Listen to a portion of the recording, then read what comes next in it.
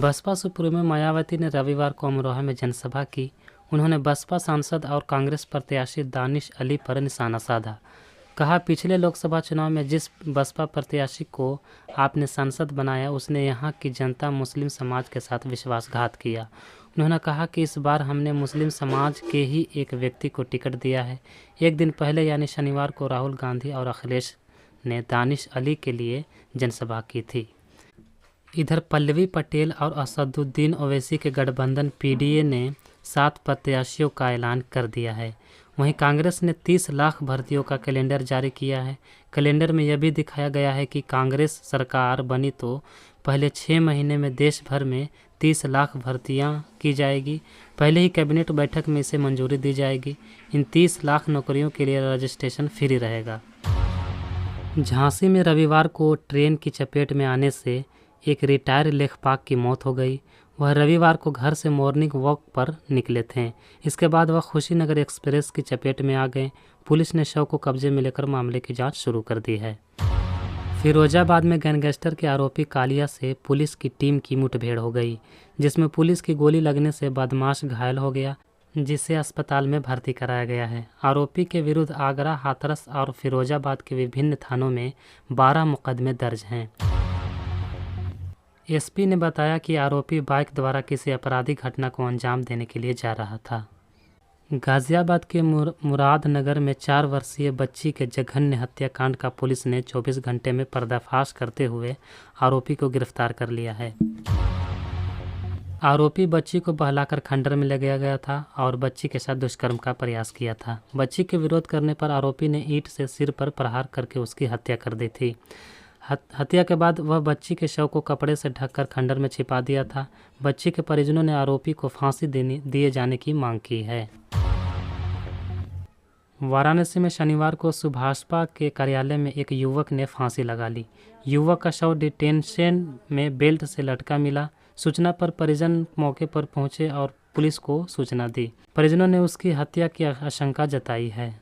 राजस्थान के झालावाड़ में रविवार सुबह हुए एक सड़क हादसे में 9 लोगों की मौत हो गई है। इस घटना में एक व्यक्ति गंभीर रूप से घायल हुआ है। यह हादसा झालावाड़ के नज़दीक NH 54 पर हुआ है। कांग्रेस के नेता पी चिदम्बरम ने दावा किया है कि अगर केंद्र में इंडिया गठबंधन की सरकार बनती है तो नागरिकता संशोधन कानून CAA को रद्द कर दिया जाएगा। पी चिदम्बरम ने कहा कि इंडिया गठबंधन की सरकार बनने पर CAA के अलावा 4 और कानून को रद्द कर दिया जाएगा। झारखंड की राजधानी रांची में रविवार को विपक्षी गठबंधन इंडिया ने एकजुटता दिखाई। झारखंड मुक्ति मोर्चा JMM के नेतृत्व में यह रैली रांची के प्रभात तारा मैदान में हुई। रैली को दिल्ली के मुख्यमंत्री अरविंद केजरीवाल की पत्नी सुनीता केजरीवाल ने संबोधित किया। उन्होंने कहा कि अरविंद केजरीवाल को सत्ता की कोई इच्छा नहीं है। वह सिर्फ देश की सेवा करना चाहते हैं। वह देश को नंबर 1 बनाना चाहते हैं। कई लोग कहते हैं कि ये मुश्किल है। जेल के ताले टूटेंगे, अरविंद केजरीवाल, हेमंत सोरेन छूटेंगे। उन्होंने कहा कि राजनीति बहुत गंदी चीज़ है। उनके खाने में कैमरा लगाया जा रहा है। वे शुगर के मरीज हैं। वे पिछले 12 वर्षों से प्रतिदिन 50 यूनिट इंसुलिन ले रहे हैं, लेकिन उन्हें जेल में इंसुलिन नहीं दी जा रही है। वे दिल्ली के CM को मारना चाहते हैं। वे बहुत बहादुर हैं। वे शेर हैं। उन्हें जेल में भी भारत माता की चिंता है। इस दौरान आप सांसद संजय सिंह ने भी लोगों को संबोधित किया। उन्होंने प्रधानमंत्री नरेंद्र मोदी और केंद्र के सरकार पर जमकर निशाना साधा।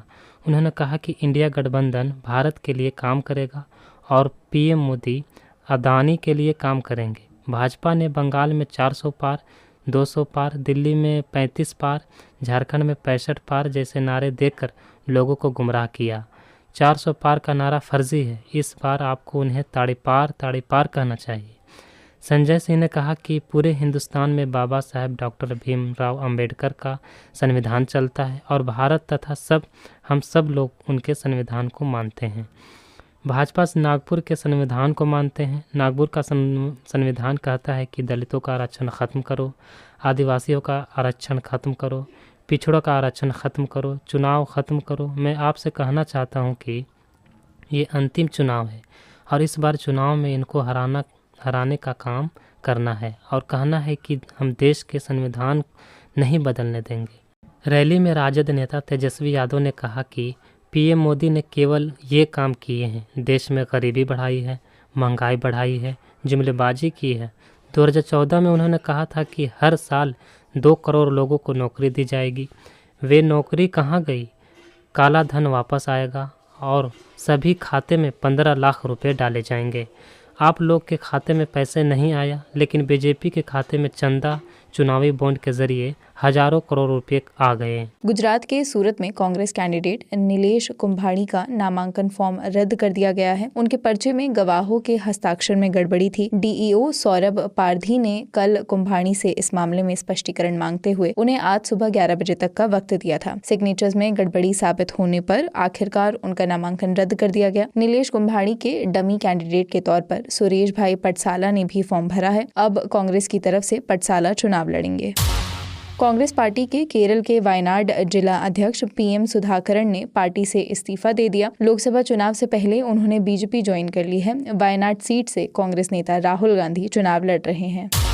प्रधानमंत्री नरेंद्र मोदी राजस्थान के भीनमाल पहुंचे। यहां वो जनसभा को संबोधित कर रहे हैं। जालौर लोकसभा सीट से लुम्बाराम चौधरी भाजपा के प्रत्याशी हैं। उनके सामने पूर्व सीएम अशोक गहलोत के बेटे वैभव गहलोत कांग्रेस के उम्मीदवार हैं। जालौर के बाद पीएम मोदी का काफिला बांसवाड़ा पहुंचेगा। वहां बीजेपी प्रत्याशी महेंद्रजीत सिंह मालवीय के समर्थन में जनसभा को संबोधित करेंगे। लोकसभा चुनाव के प्रचार के लिए बीजेपी के राष्ट्रीय अध्यक्ष जेपी नड्डा महाराष्ट्र के बुल्ढाणा पहुंचे। यहां उन्होंने जनसभा को संबोधित करते हुए कहा कि पहले देश में राजनीतिक दल चुनाव के तौर पर अच्छे नारे लगाते थे, लोक लुभावन वादे करते थे और चुनाव के बाद भूल जाते थे। वो वोट बैंक की राजनीति करते थे। नड्डा ने आगे जोड़ते हुए दावा किया कि मोदी सरकार के आने के बाद भारत की राजनीति मतदाता के प्रति जिम्मेदारी की राजनीति हो गई है। आम आदमी पार्टी ने आज एक चिट्ठी जारी की। ये चिट्ठी तिहाड़ जेल के डीजी संजय बेनीवाल ने एम्स को लिखी है। इस चिट्ठी में सीएम अरविंद केजरीवाल के लिए एक सीनियर डायबिटोलॉजिस्ट अपॉइंट करने के लिए कहा गया है। आम आदमी पार्टी ने आरोप लगाया है कि केंद्र सरकार दिल्ली सीएम को मारने की साजिश कर रही है। बहुजन समाज पार्टी की राष्ट्रीय अध्यक्ष मायावती ने अमरोहा में वर्तमान सांसद और कांग्रेस उम्मीदवार कुंवर दानिश अली पर जमकर निशाना साधा। उन्होंने कहा कि जिनको हमने और आपने जिताकर संसद भेजा, उसने सांसद बनने के बाद न ही पार्टी और न ही जनता के मान सम्मान का ध्यान रखा।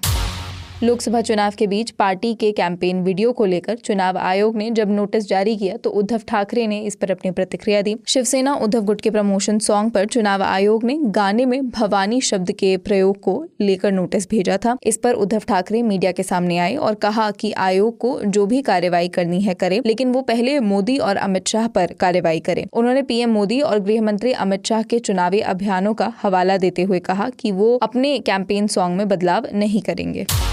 मालदीव में आज संसदीय चुनाव हो रहे हैं। इसके जरिए लोग मालदीव की मजलिस यानी संसद में 368 सांसदों को चुनेंगे। मालदीव में राष्ट्रपति और सांसदों के चुनाव अलग अलग होते हैं। दोनों को चुनने के लिए जनता सीधे मतदान करती है। मालदीव के संसदीय चुनाव के लिए 3 बूथ भारत में भी बनाए गए हैं। यूक्रेन की स्पेशल फोर्सेस ने कल रात लंबी दूरी तक वार करने वाले ड्रोन से रूस के 8 इलाकों पर हमला किया। अमेरिकी मीडिया CNN ने इसकी जानकारी दी। हमले में रूस के 3 पावर सब स्टेशंस और 1 फ्यूल डिपो में आग लग गई है। न्यूज एजेंसी राइटर्स ने बेलगोरोद शहर के गवर्नर के हवाले से बताया कि हमले में 2 आम नागरिकों की मौत हुई है। रूस के रक्षा मंत्रालय ने भी इस अटैक की पुष्टि की है। उन्होंने कहा कि रूस के डिफेंस सिस्टम ने यूक्रेन के करीब 50 ड्रोन को मार गिराया है।